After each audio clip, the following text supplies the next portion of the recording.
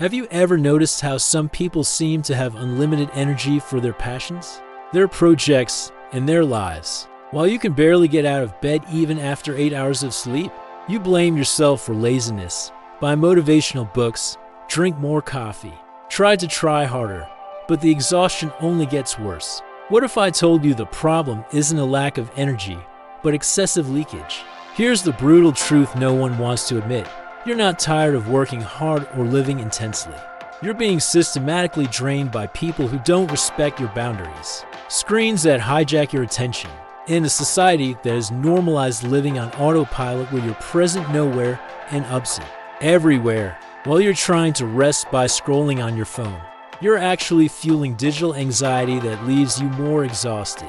While you say yes to everything and everyone for fear of disappointing, you're committing small thefts of your own vitality that accumulate until you become an empty shell. While you try to prove your worth through false productivity, you're busy but empty, running on a treadmill that goes nowhere. What I'm going to show you today goes against the whole "you just need to be more disciplined" narrative. Get ready to discover why what they call laziness is actually your body protecting you from breakdown, why screen time isn't really rest, and how saying no without explanation is the most powerful act of self-protection there is. In the next few minutes, you'll learn exactly how to regain your vital energy not through more coffee or more motivation, but by plugging the leaks that are sucking you dry every day. What you call fatigue rarely has anything to do with actual physical exertion most of the time. It's energy being systematically drained by people who don't respect your limits, screens that hijack your attention, and constant noise that doesn't let you process anything. It's like having multiple heavy apps running in the background on your phone. Technically, it's working, but it gets slower and slower, more and more sluggish, until eventually it freezes completely. You wake up exhausted not because you slept poorly, but because your emotional energy was drained before you even got out of bed, checking notifications, absorbing other people's problems, going into social survival mode before you've even brushed your teeth. This isn't genuine fatigue that rest can solve. It's energetic vampirism that only stops when you identify its sources and cut off their access to your life. Modern society has completely normalized living on autopilot, where you spend entire days reacting to external stimuli without ever being genuinely present anywhere. And this zombie state is literally killing your ability to feel real vital energy. It's like watching a movie while using your phone, chatting with someone, and eating something at the same time. Technically, you're doing everything, but in reality, you're not truly experiencing anything. You go to work thinking about problems at home. You're at home, worrying about work. You're with friends, but mentally scrolling through social media. You're lying down to rest, but processing dramas that aren't even yours. This constant fragmentation of attention isn't productive multitasking. It's a systematic dilution of your presence until you become a ghost in your own life. Technically awake, but fundamentally absent. When you live in a constant state of exhaustion that even a vacation can't cure, the problem isn't a lack of willpower or insufficient resilience. It's a complete absence of functional boundaries that protect your energy from being constantly invaded and exploited. It's like trying to fill a leaky bucket. No matter how much water you pour, rest, self-care, motivation, it keeps leaking through the holes you refuse to fill. You say yes when you mean no because you're afraid of disappointing. You absorb other people's emotional problems as if they were your own. You maintain toxic relationships out of guilt or habit. You accept absurd professional demands because you can't negotiate boundaries. Each of these unconsented invasions is a small theft of energy that accumulates until you're living permanently in the red, mistaking this chronic exhaustion for your new normal. Want to know which are the 5 biggest energy thieves? The first and most destructive are the people you constantly try to please. Each yes that comes out of your mouth when your whole body is screaming no is a small theft of your vitality that builds up until you're completely empty. It's like compulsively donating blood the first few times you recover, but eventually you're anemic, weak, and wondering why you can't function normally anymore. You accept dinner with people who drain you out of politeness. You take on extra projects at work because you don't want to seem difficult. You have endless conversations with people who only complain but never change, and at the end of the day, you're exhausted not because you worked hard, but because you spent energy pretending to want to be places you didn't want to be, doing things you didn't want to do to people who never asked if you were okay. Each of these forced yeses isn't generosity, it's self-sabotage disguised as kindness. False productivity is the second vampire that keeps you busy but empty, creating the illusion of progress while you're essentially running on a treadmill that goes nowhere. It's answering emails that don't matter, attending meetings that could be texts, rearranging tasks instead of executing them, consuming productivity content instead of actually producing. You end the day exhausted with a to-do list, but when you stop and think, nothing has actually moved you toward what genuinely matters. Constant comparison is the third thief. That makes you measure your life through the edited showcase of others, wasting monumental energy trying to reach standards that aren't even yours. You see someone's success on social media and feel inadequate, forgetting that you're comparing your behind-the-scenes experience to someone else's highlight reel. Swallowed resentment is the fourth invisible weight. Every confrontation you avoided, every disrespect you tolerated, every hurt you let go without processing is now living inside you like a chain that drags you down with every step. And the fifth thief is clutter, both physical and mental. That messy drawer that irritates you every time you open it, those circular thoughts about problems. You can't control that endless mental to-do list that never ends because you never stop to actually organize or eliminate it. These five thieves operate synergistically, creating a vicious cycle where one feeds the other until you're living in an energetic prison from which escape seems impossible. You try to please everyone because you constantly compare yourself and feel inadequate, which generates resentment that you swallow, which manifests as false productivity to prove your worth, while mental and physical clutter grows because you lack the energy to deal with it. It's like having 5 running taps draining the same tank no matter how much you try to recharge. Through superficial rest or temporary motivation, the water continues to drain faster than you can replenish it. Most people live for decades in this state without ever consciously identifying that these specific thieves are responsible for their chronic exhaustion. So they keep looking for solutions. More coffee, more discipline, more positivity to a problem that can only be solved by turning off the taps, not by filling the tank faster. The cultural narrative about laziness is one of the most destructive lies modern society perpetuates. When you can't get off the couch, when you procrastinate on important tasks, when you feel like you have no energy for anything, the problem is rarely a lack of motivation or weak character. What you're experiencing is a completely overloaded nervous system that's pulling the emergency brake because you ignored all the other signs that it was operating beyond capacity. It's like a computer that slows down when it has too many programs open. It's not a hardware defect, it's system overload. You have emotional leaks going in every direction, anxiety about the future, past hurts, draining relationships, expectations you can't meet, and each of these leaks consumes mental processing until there's nothing left for tasks that require creative or volitional energy. What they call laziness is actually your body protecting you from a complete breakdown. Chronic anxiety is probably the biggest silent drain no one counts in energy calculations. You could be physically still, but mentally running a marathon, simulating future disasters, rehashing past conversations, maintaining constant vigilance against imaginary threats. Screens are the second invisible vampire. You think you're resting by scrolling through your phone, but in reality, you're bombarding your brain with thousands of microstimuli that prevent any genuine restoration. Like trying to sleep at a rock concert. Social masks are the third burden no one recognizes, the energy you expend pretending to be okay when you're not. Performing enthusiasm you don't feel, hiding parts of yourself. To be accepted, this constant theater is exhausting in ways physical labor never could be. You come home after a day of doing nothing special, completely destroyed because you spent 8 hours regulating emotions, monitoring behaviors, and maintaining an inauthentic persona. Your body is infinitely wiser than your ambitious mind when it refuses to cooperate with your plans. When you feel that deep fatigue that coffee can't fix, When your motivation disappears without logical explanation, it's not cheating on you or being lazy.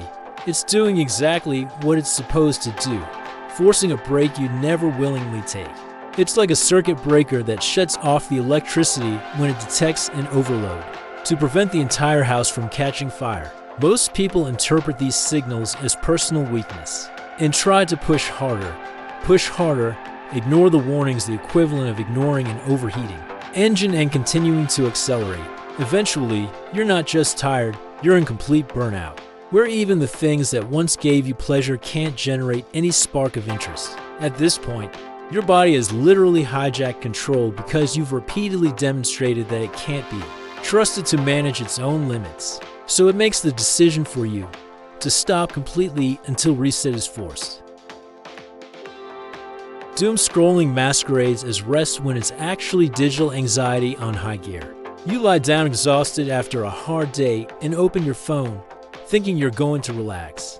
But you're consciously bombarding yourself with bad news, destructive comparisons, and other people's conflicts that your brain processes as real threats. It's like trying to put out a fire with gasoline. You feel like you're doing something, but you're actively making the situation worse. Your nervous system doesn't distinguish between a lion chasing you and a threat about global catastrophes. Both activate the same threat circuits, pump the same stress hormones, and leave you even more exhausted than before.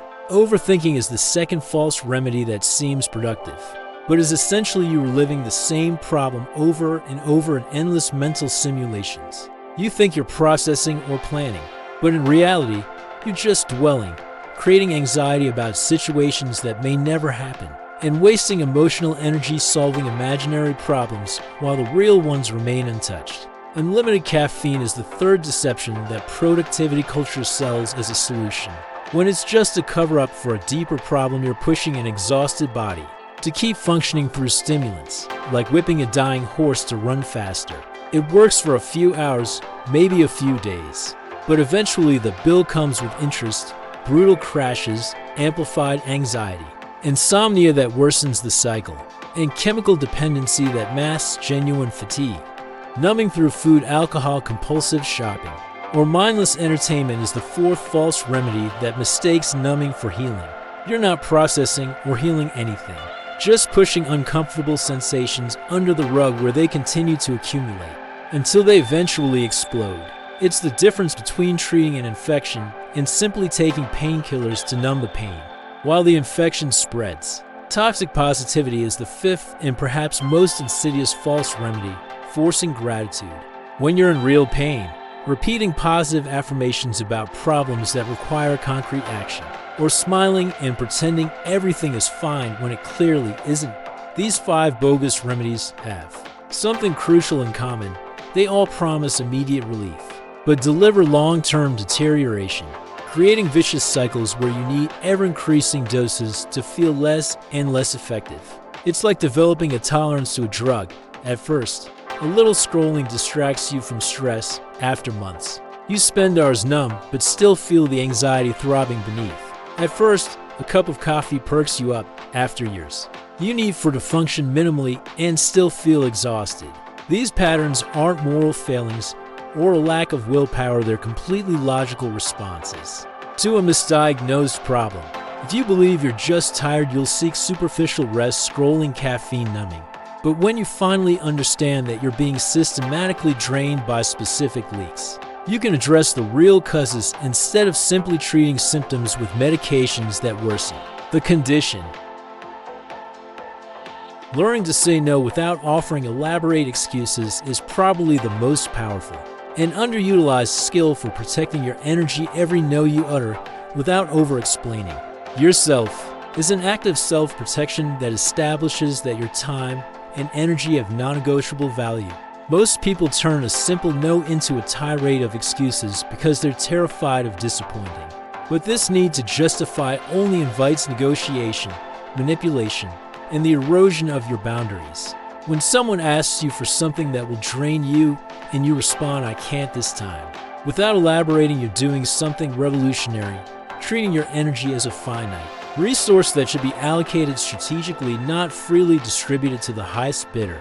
This unexplained no is uncomfortable at first because it violates the social programming of always being agreeable and available, but it's precisely this discomfort that signals that you're finally prioritizing your own sustainability over the convenience of others. Each time you protect your energy in this way, you're depositing it into a bank account of vitality that will allow you to show up fully for the things and people that truly matter. Shielding your mornings from digital invasion is the second transformative strategy, not starting the day bombarded by news, emails, messages, and other people's problems means you maintain control over your own energy during the most productive hours of the day.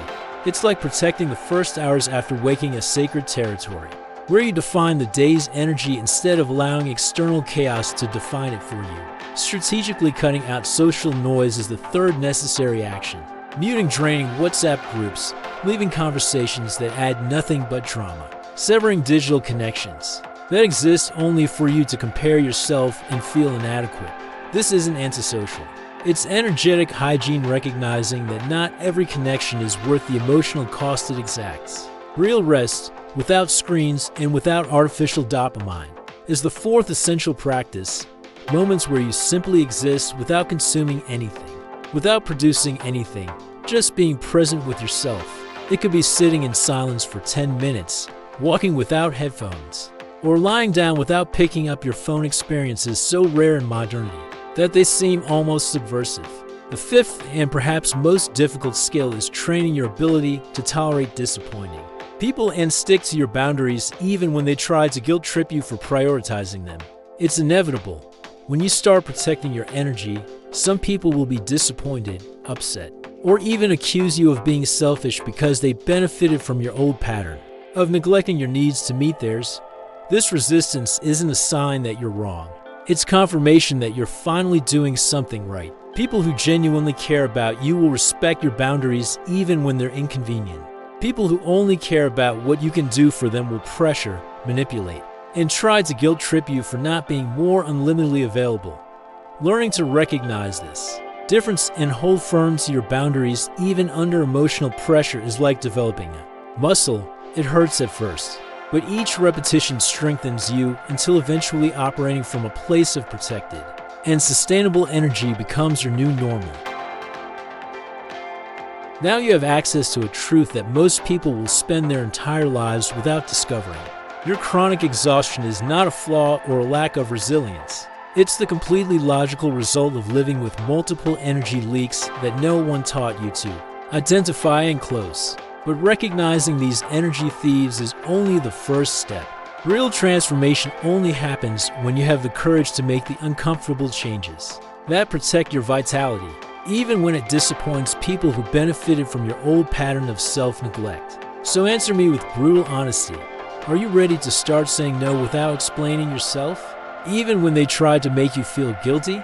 Can you accept that relaxing scroll before bed is actively worsening your fatigue instead of alleviating it? Do you have the courage to cut out social noise, toxic groups, destructive comparisons, people who only drain you even if it means temporarily being more alone?